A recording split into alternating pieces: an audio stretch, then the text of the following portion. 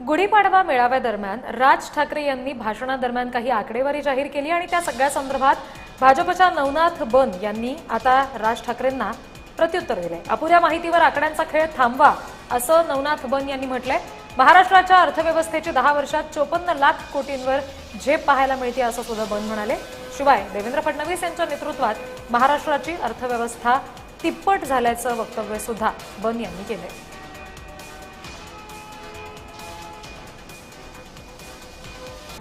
Ex post या संदर्भातली आपण बघतोय। राज ठाकरे यांनी भाषणामध्ये मांडलेला कर्जाचा मुद्दा अपुऱ्या माहितीच्या आधारावर आहे। पृथ्वीराज चव्हाण मुख्यमंत्री असताना महाराष्ट्राची अर्थव्यवस्था सुमारे 16.49 लाख कोटी होती, तर मुख्यमंत्री देवेंद्रजी फडणवीस यांच्या कारकिर्दीत ती वाढली 54 लाख कोटींवर पोहोचलेली आहे।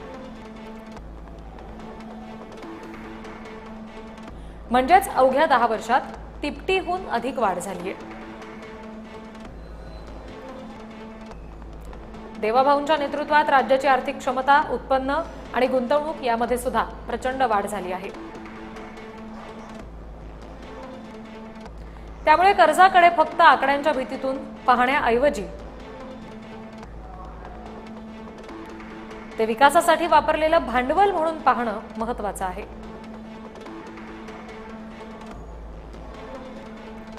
ते आपण कुठे चाललोय या प्रश्नाचं उत्तर स्पष्ट आहे।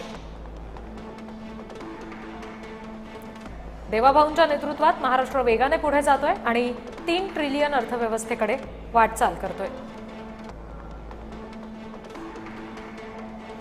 टीका जरूर करा, पण पूर्ण चित्र पाहून करा। बाकी महाराष्ट्राच्या विकास यात्रेत स्वागत। ही एक्सपोस्ट नवनाथ बन यांनी केलेली आहे।